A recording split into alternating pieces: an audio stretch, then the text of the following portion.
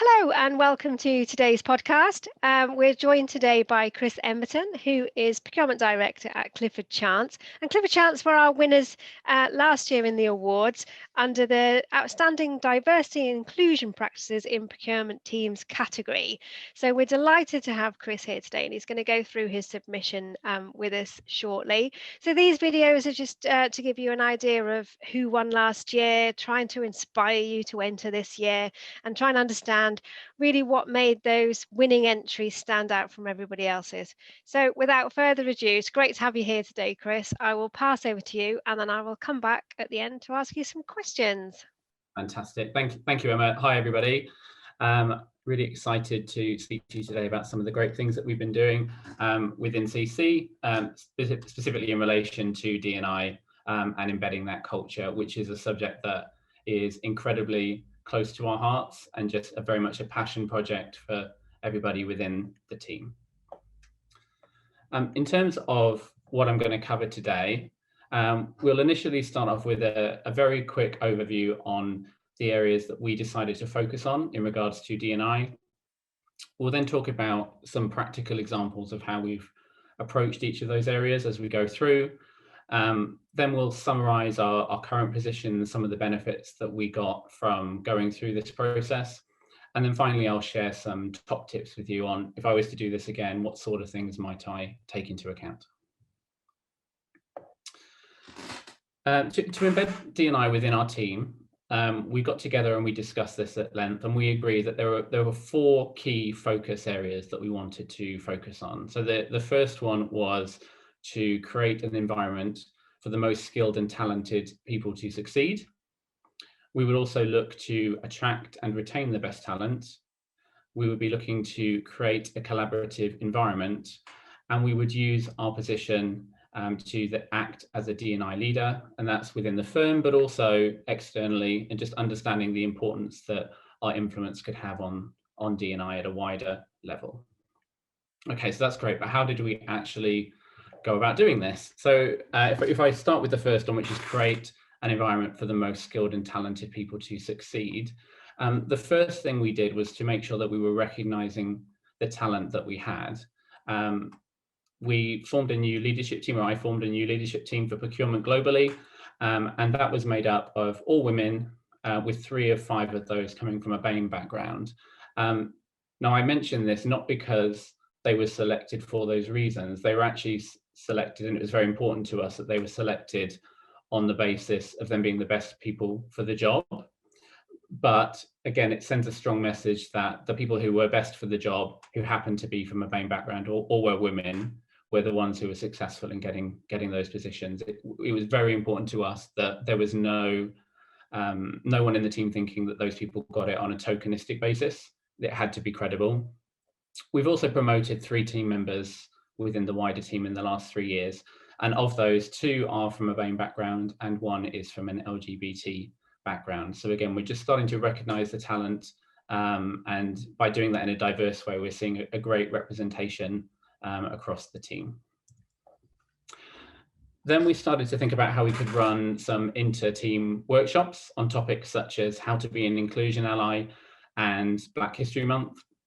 It was important to us that this wasn't about us telling people in the team. Each of these workshops were intended to be interactive, and we would set things, challenges to the team to workshop within the session. So for example, how could we be better allies to others within the team, and getting them to really personalize and put their own stamp on how we can bring those things alive. We undertake an annual D&I survey now, so we've just completed our 2nd year of that survey.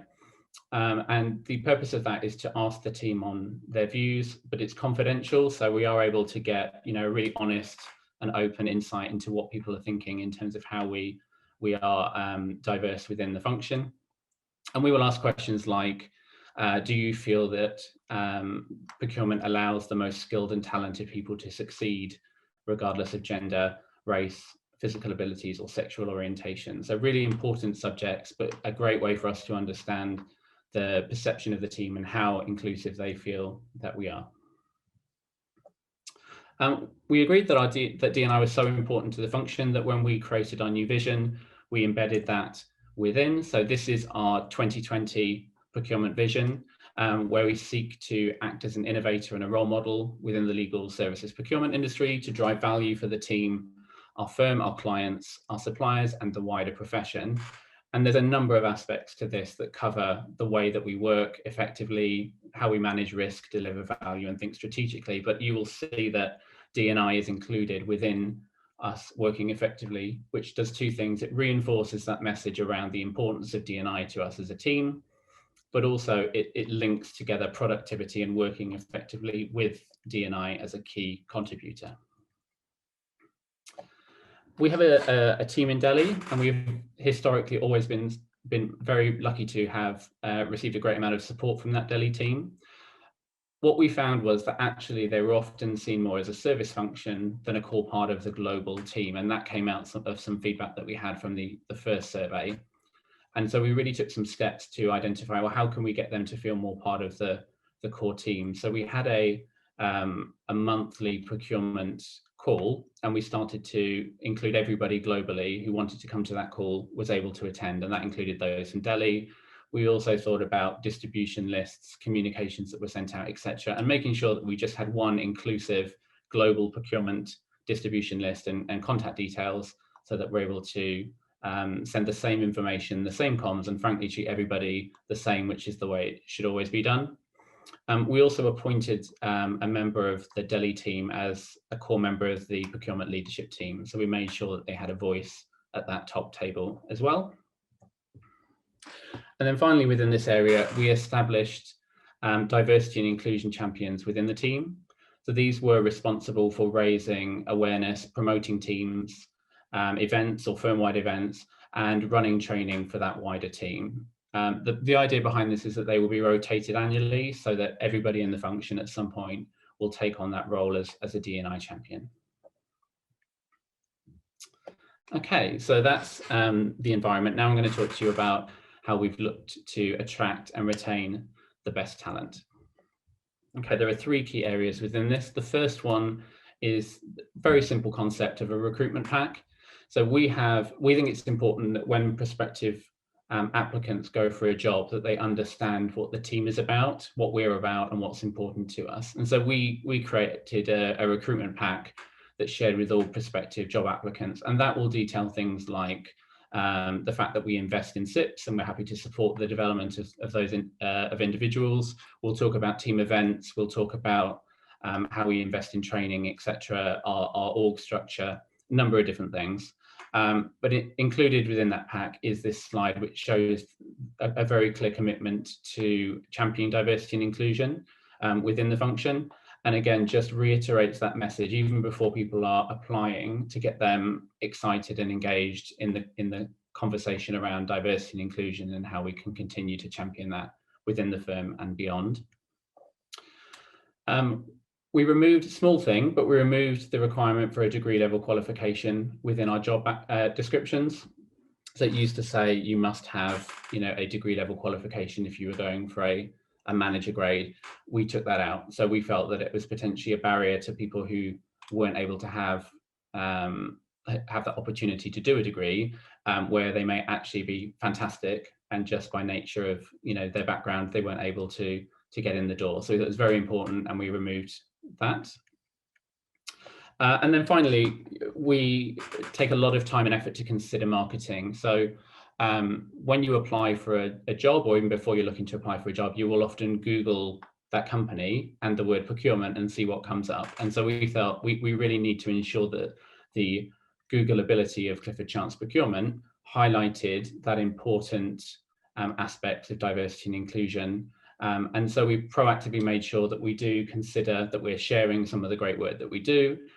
We contribute towards articles externally. We will use LinkedIn and other platforms in order to promote that great stuff, so that potentially a candidate who is passionate about this as a subject, when they're Googling Clifford Chance procurement, will have a number of really interesting and diverse topics and speakers and articles that we contributed to that really outline how passionate about we are about that subject. Okay. Now we're on to creating a collaborative environment. So the first aspect of this is what we're calling our Centre of Excellence Initiative, or COE. We launched this program about 1.5 years ago to task some of our more junior team members with leading cross-team work streams. So these are things that typically are done at the more senior management level, and we wanted to create an opportunity for some of these team members to gain some experience at a wider management level before they are, stepping into those roles on a full-time basis. And we decided that actually a great way to promote diversity inclusion within the team was to ensure that there were 2 leads on each of the streams, and one would be based within our London office and one would be based outside of that. So it could be within our Delhi office, could be in Germany, etc. But making sure that we have, shared representation across the offices was an important aspect of this initiative. And then you'll also see highlighted in green there that actually one of the work streams was specifically to look at our procurement culture and to identify how we can create a culture of diversity and inclusion and how we can use our influence to push the firm's expectations to our suppliers. So again, another initiative that we're pushing that responsibility to the wider team and asking them to take ownership and think about how we can deliver.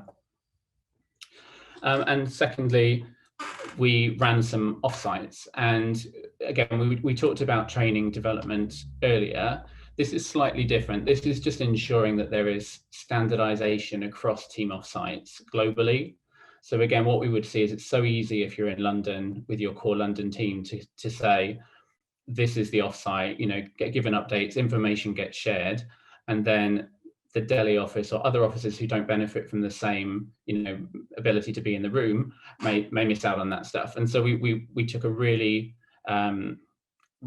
focused approach to how we deliver our offsites now. And so we make sure that we mirror the same agenda. We run the same events at each of our offices to ensure that everybody is on the same page and everybody gets the same experience. And finally, we will look to act as a D&I leader. So I showed this slide earlier, but I just wanted to highlight in a bit more depth the 4 descriptions. So what you'll see here is that actually of my leadership team that I mentioned earlier, 3 of them are actually co-chairs of networks within, or affinity networks within the firm. So Lou Zabar is our co-chair of the London Disability Action Group. Angela Chaga is just taken actually and stepped up into co-chair of Accelerate. And Danielle Douglas has been the co-chair of our Reach network, which is our BAME network, for the last 2+ years. So again, if you look at the fact that we only have a small number of affinity networks in the firm and 3 individuals within procurement are co-chairs of that, again, it just really reinforces our influence and how we've stepped up to influence the wider firm. And finally, external events. So again, we think it's great that we feel very passionate about some of these subjects, but we have to share that with others, and we've taken a proactive stance on that. So in 2019, we hosted a CIPS event focused specifically on how procurement can become more diverse and inclusive, which was a great success and really great to have people discussing a number of different important subjects at that event. And then secondly, we've contributed towards some external thought pieces. So for example, Danielle Douglas here is talking in supply management about facilitating diversity through reverse mentoring. And she was the pilot for the firm's reverse mentoring program, which then went on to be rolled out globally. So again, leading from the front and using our influence to drive the firm and drive the wider profession in the right direction. So what have we achieved? I mentioned earlier the questionnaire or the assessment that we do, which is confidential. And I just wanted to share some of those survey results with you. In 2019, the survey showed that 90% of our respondents completely or highly said they understood the value of D&I. And then when we did it in our second year, that increased to 95%. So there is a feeling that everybody in our team understands why that's important. In 2020, 100% of our respondents felt that they were accepted, comfortable and safe within the firm. We also saw an increase in people within the procurement team who felt that the most skilled and talented people succeed regardless of race, gender, physical abilities, or sexual orientation. So we saw an increase from 88%, which was already, pretty high in 2019, and that went up to 91% in 2020. In 2020, 91% of the team felt more engaged as one global procurement team than the previous 12 months. And finally, again in 2020, 100% of the respondents said that they were proud to be part of our procurement function. So some great scores. Still some opportunities to improve, and so we're looking at that as part of our next steps, but really pleased that people are saying within the team that they understand the value of D&I and that they feel that we are living and breathing some of those values in the way that we're working. Okay, Excellent. finally just onto my top tips, Emma, thank you. So if I were doing this again, I would just say set out your vision and outline why D&I is important to you. It's important that that's really clear and understood by the team. Get that team involved in solving any problems that you identify.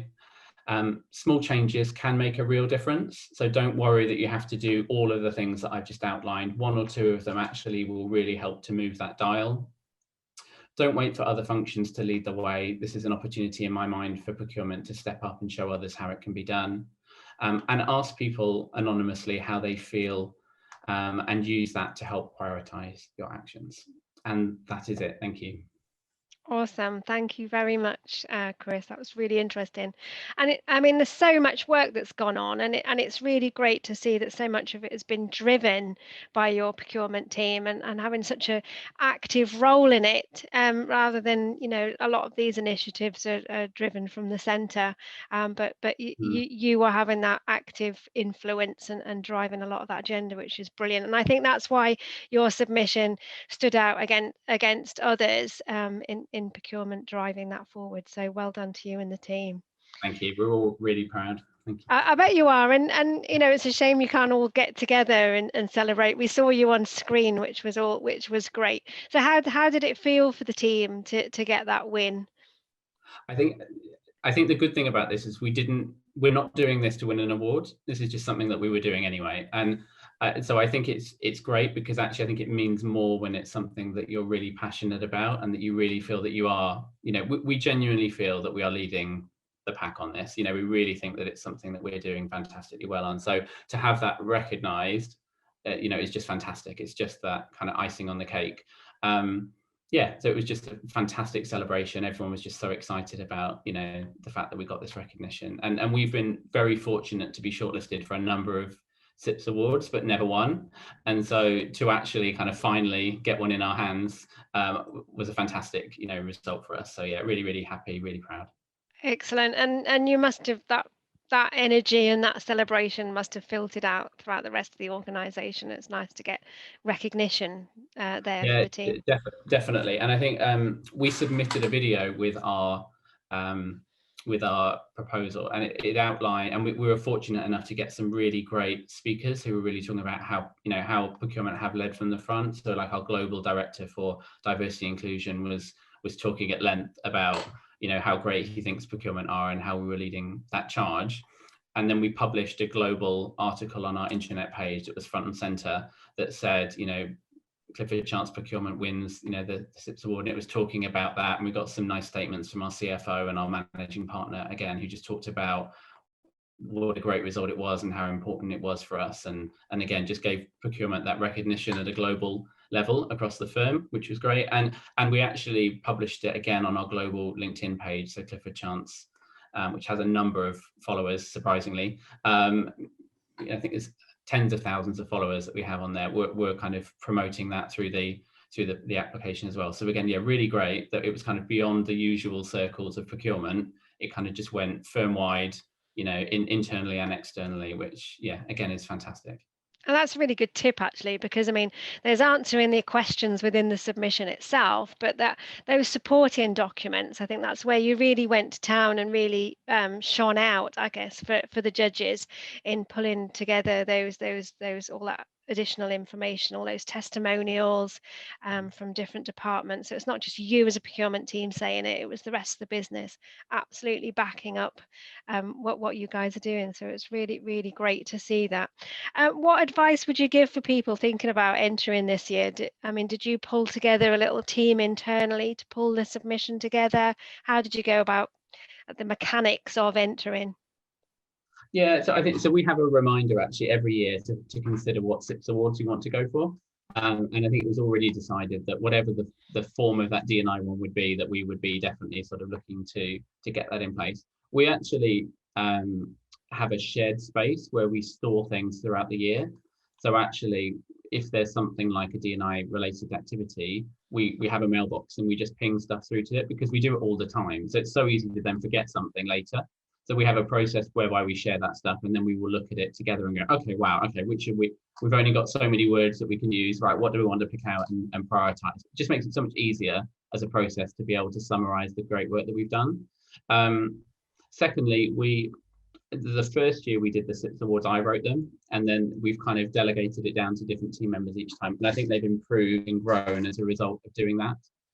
We've also given ourselves a little bit more time to do that. It actually takes a lot more time than you realize to write something. There's often about 14 different versions that you go through in order to get to that final result. So I think that's the other thing, is just making sure that we start it early. But yes, I think it was really important that we get a cross section of different people across the team, especially for a D&I award, to really make sure that it is representative of what we're doing. So that's something that's delegated down and then, collectively worked on. So. Excellent advice there. Yeah, and I think a great idea for putting these pockets of things as you go along in one place, and then coming back to it at the time, and prioritizing as well, really looking at kind of what you think stands out. It's easy to try and tell the judges absolutely everything that you've been doing, which is impossible in the word count. So prioritizing those really shining examples is a good tip too. Brilliant. Well, I look forward. I'm hoping that we'll see Clifford Chance entries again this year. I look very much forward to reading some if you do, and congratulations once again. A really great win for you and the team, and a recognition for all your hard work. Thank you for joining us today, Chris. My pleasure. Thank you, everyone. Cheers.